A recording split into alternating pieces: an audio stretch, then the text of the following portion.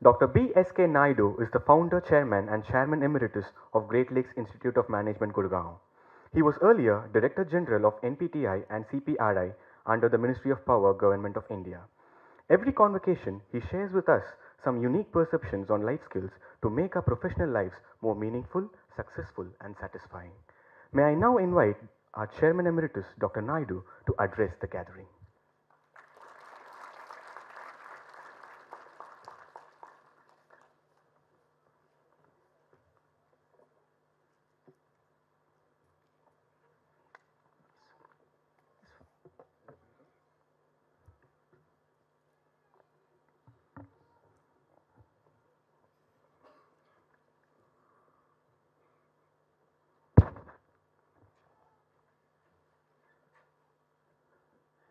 Chief guest of today's convocation, Mr. Shiv Kumar.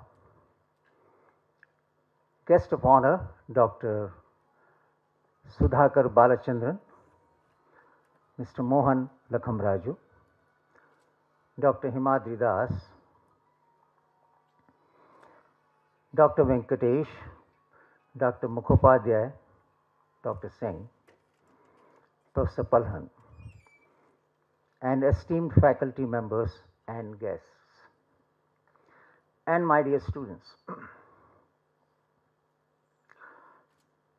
It's my proud privilege to congratulate the graduates for having successfully completed their postgraduate management programs from an institute which was founded in 2010 and in a short span of 6 years has scaled quantum leaps in operations and reputation, becoming a part of Great Lakes and AICTE family. On this auspicious occasion, when you are going to get your degrees in the hands of an eminent personality, I wish to give you a mantra in Gurugram today. Don't get scared. It's a tiny mantra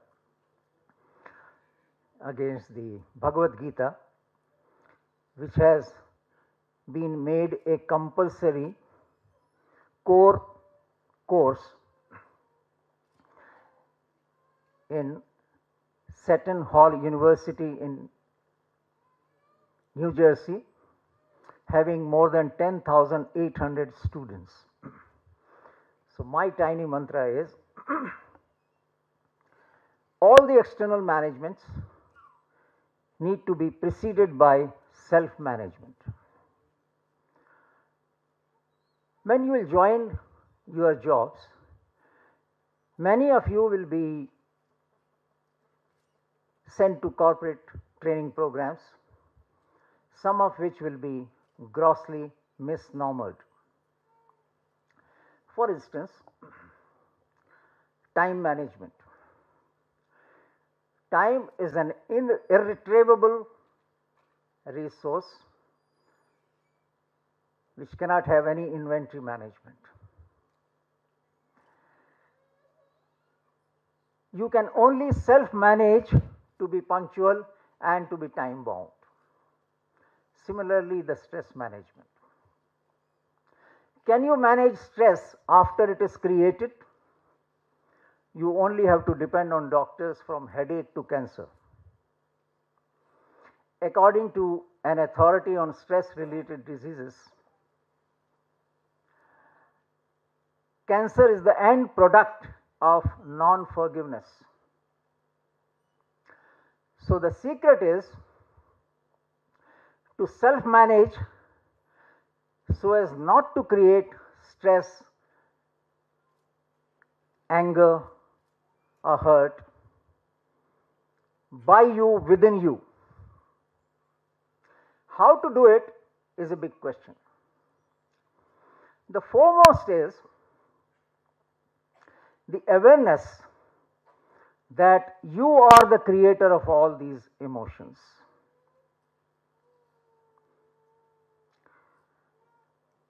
On the first day in office as president, When Abraham Lincoln entered to deliver his inaugural address,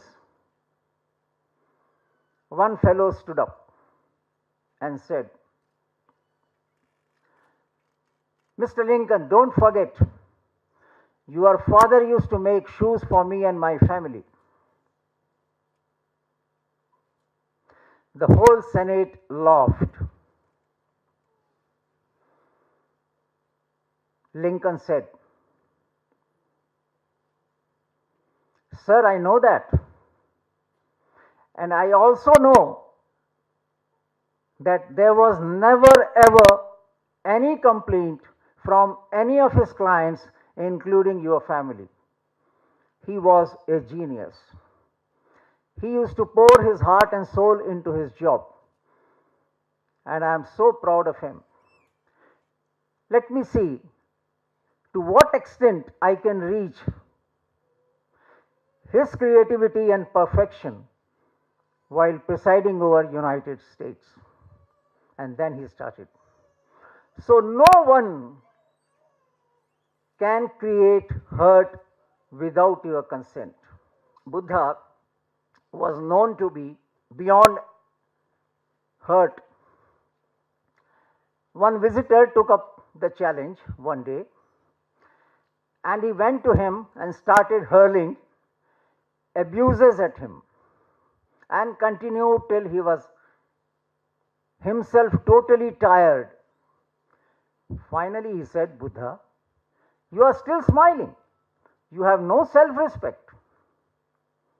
Buddha said, "It is like this.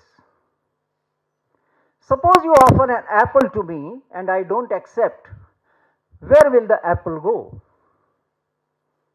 The visitor said, "Obviously, it would remain with me."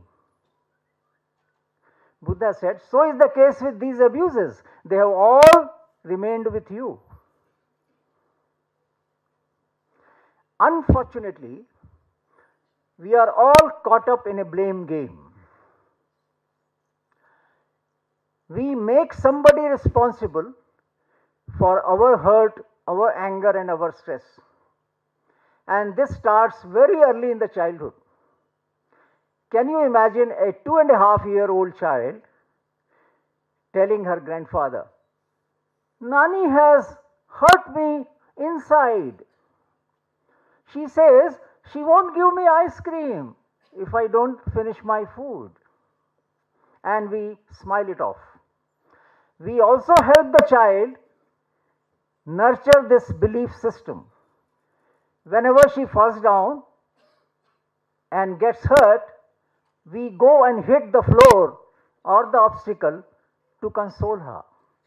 We never explain that you fell down due to your own lack of attention.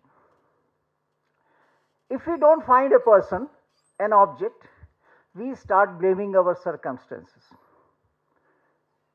Do we really have to? Here is a beautiful example.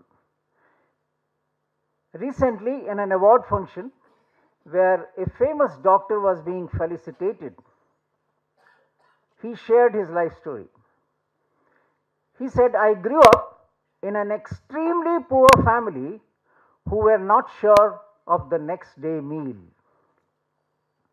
My elder brother was always blaming my father, and he turned alcoholic. My younger brother went into depression, losing all hopes from life. This person thought, the only way for me is to study hard and become a doctor if possible, not only to get rid of this poverty, but also to treat both of my brothers one day." He studied hard. He borrowed books from his friends when they were playing and on picnic. He studied under the lamppost and struggled through. He attributed the entire credit of his success to the extreme poverty. The wind may blow from any direction, but the direction in which you go depends on how you set the sails. And setting the sails is indeed self-management, or more precisely, thoughts management. Egolessness is one issue which bothers and confuses the youngsters as well as the grown-ups. Should I not be proud of my higher qualification, superior skills, my long and rich experience? Why should I keep compromising my self-esteem all the time just to avoid ego clashes?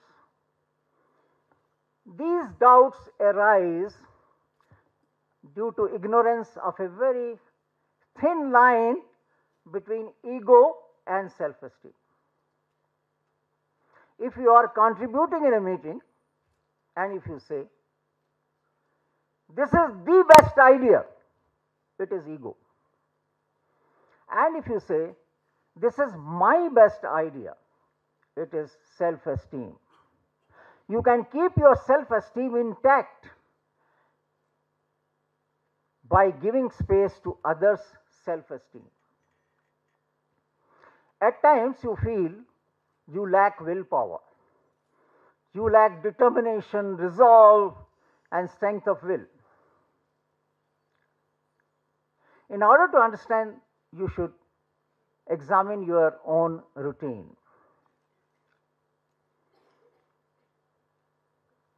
You wish to get up at 6 in the morning. You put an alarm also. The bell rings.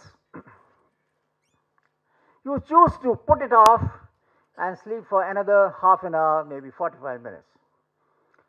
Then when you get up, you know it's time to brush and go for a morning walk. You compromise on a bad tea.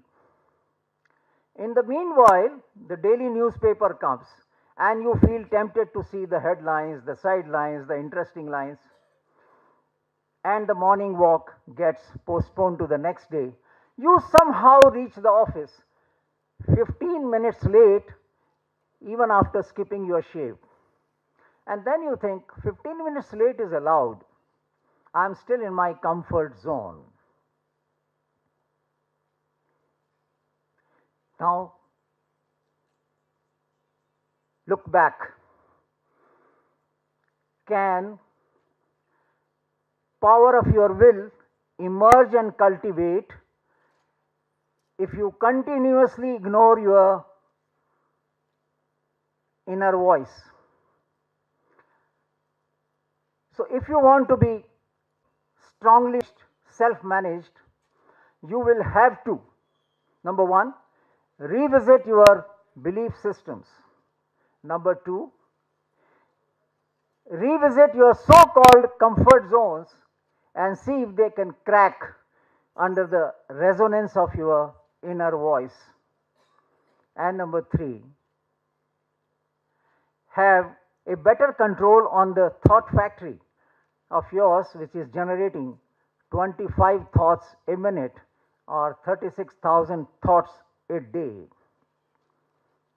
God bless you.